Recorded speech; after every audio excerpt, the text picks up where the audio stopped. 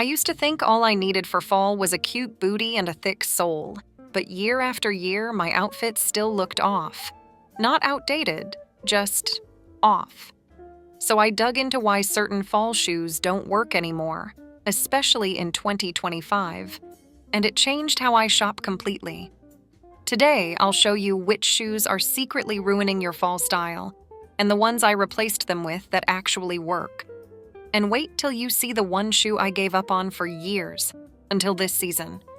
It shocked me too. I get it. Platform sneakers seem like the perfect mix of trendy and comfortable. They give you a bit of height, a modern edge, and some cushioning. But here's the honest truth. In 2025, those super chunky soles are starting to look more cartoonish than they are now.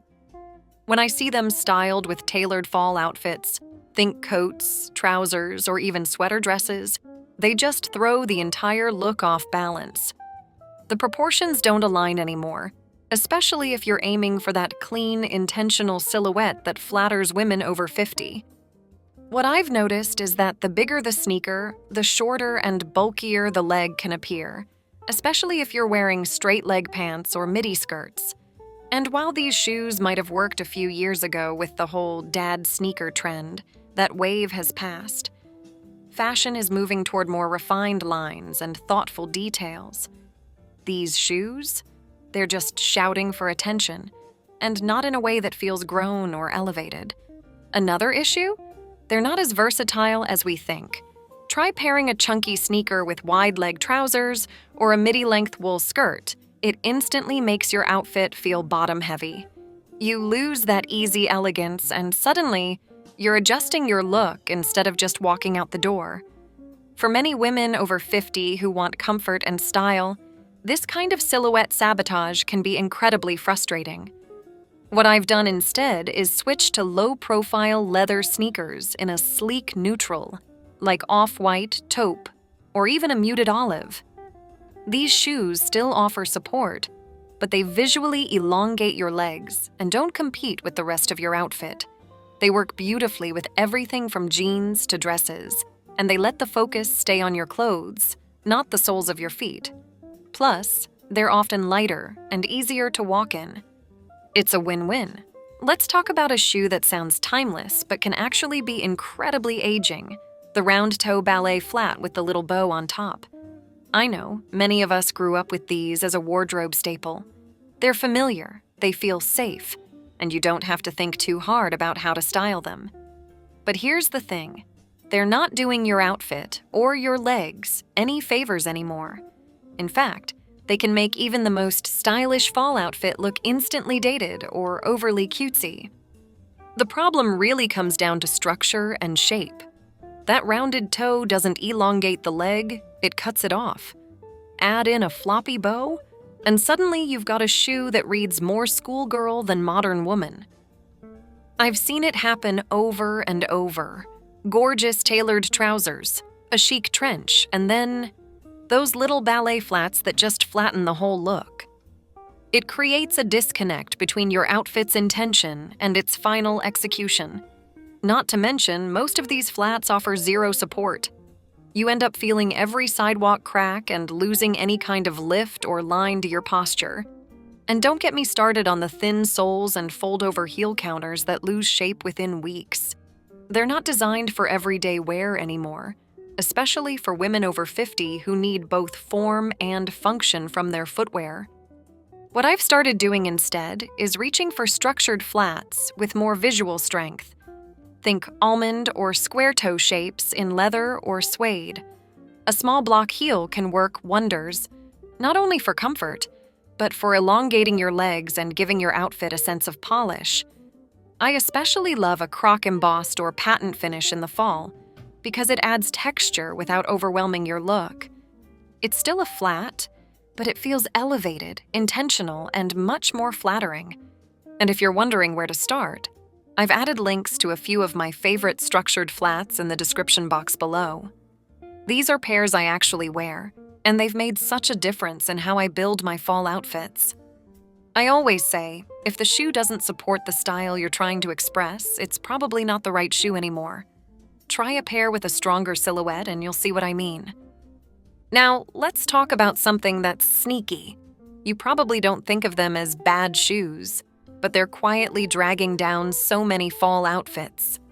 I'm talking about those soft, slipper-like loafers, the kind that fold, squish, and flatten within just a few wears. I used to think they were a smart, everyday choice. Easy to slip on, low profile, and comfortable. But when I started seeing how they affected the structure of my outfits, I stopped wearing them almost overnight. The biggest issue? Zero structure. These kinds of loafers collapse at the heel, lose shape in the toe box, and don't provide any visual grounding to your outfit. That lack of form translates to a lack of presence. You could be wearing a great blazer and beautiful trousers, but the minute you add a floppy loafer, the look feels incomplete, almost like you forgot to finish getting dressed. And if they're in a soft, dusty suede or faded leather, it makes everything else feel less fresh. I've seen this happen a lot with women over 50 who just want something comfortable for everyday errands or casual outings. But here's the thing. You can still get that comfort and maintain your outfit's shape. You just need a loafer that holds its own. That means a firmer sole, a defined heel, and a toe box that retains its form after multiple wears. The difference it makes is truly incredible. Your outfit goes from fine to put together instantly. Personally, I've swapped mine out for structured loafers in rich leathers, think espresso, oxblood, or even a soft camel tone. I especially love a little hardware detailing like a gold bar or chain for a hint of visual interest. These work well with both casual denim and tailored pants, and they add a grown-up elegance that doesn't feel overdone. Now I'm curious, do you still have a pair of these slipper-like loafers hiding in your closet? Or have you already made the switch to something more structured? Let me know in the comments below. I love hearing what you're holding on to, what you've let go of, or even what you're on the fence about. Let's chat about it. We all have that one shoe we want to make work, but know deep down it might be time to move on. Let's talk about wedge heel booties, the kind that were supposed to give us height without the discomfort of a stiletto. And believe me, I fell for them too. For years, they were the sensible heel alternative that still felt like you were trying. But now, in 2025, they feel more orthopedic than elevated, especially the versions with that bulky wedge sole and rounded toe. They just don't align with the cleaner, more refined silhouettes that are trending this fall. What makes wedge booties problematic is the shape. The slope from the back of the heel to the toe often looks awkward and dated, especially with modern outfits. When you're wearing tailored trousers, midi skirts, or long coats, that wedge heel can make your legs look stumpy or throw off the balance of the entire look. It's subtle, but once you notice it, you can't unsee it. And the worst part? They often make your outfit feel heavier and less intentional. Another issue I've run into is how difficult they are to style without feeling stuck in the early 2010s. They don't pair easily with wide-leg pants, they look odd with most dresses, and they can't quite compete with the sharpness of a good block heel or the elegance of a pointed toe boot. They're also not as comfortable as they're marketed to be. Many wedge booties offer no real foot flexibility, which leads to awkward walking and faster fatigue. So here's what I wear now instead: a pointed toe block heel boot in either leather or suede. It gives me the lift I want, the stability I need, and most importantly, it flatters my legs and outfits. The right heel height can elongate your frame, especially if you're wearing mid-length skirts or straight-cut trousers. And speaking of unexpected upgrades, there's one fall shoe I never thought I'd wear again. I avoided it for years, swore it off actually, but this season, I did a complete 180, and honestly, it shocked me too. But the way it's been redesigned for 2025 completely changed my mind.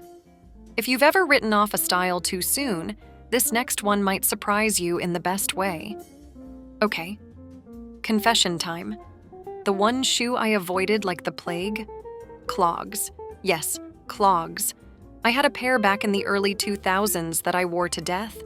and when I finally tossed them, I swore I'd never go back. They were clunky, loud, and just made me feel, well, frumpy. But here's what changed.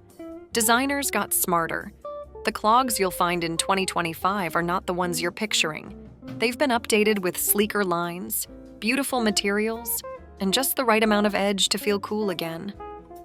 The pair that changed my mind?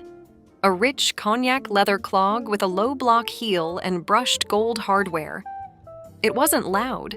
It wasn't clunky. It looked intentional, and paired with a wide leg trouser and a knit top, it gave the entire outfit a kind of rustic meets modern charm I didn't expect. And let me tell you, they are so comfortable. It's like a slipper disguised as a fashion-forward shoe. What makes these new clogs so wearable is the refined shape and details. The toe is slightly tapered, not boxy. The heel height is walkable. And because they're slip-on, they feel effortless, but not lazy. I've worn them with everything from denim to sweater dresses, and I always get compliments. It's the kind of piece that gives your fall wardrobe character without sacrificing comfort. And if this video made you rethink your fall footwear, you're going to love what I have next. I'm breaking down the 5 best and worst handbags under $200 for 2025, including the bags I'll never buy again, and the affordable gems that look way more expensive than they are. It's the perfect follow-up to complete your fall wardrobe refresh. I'll see you there.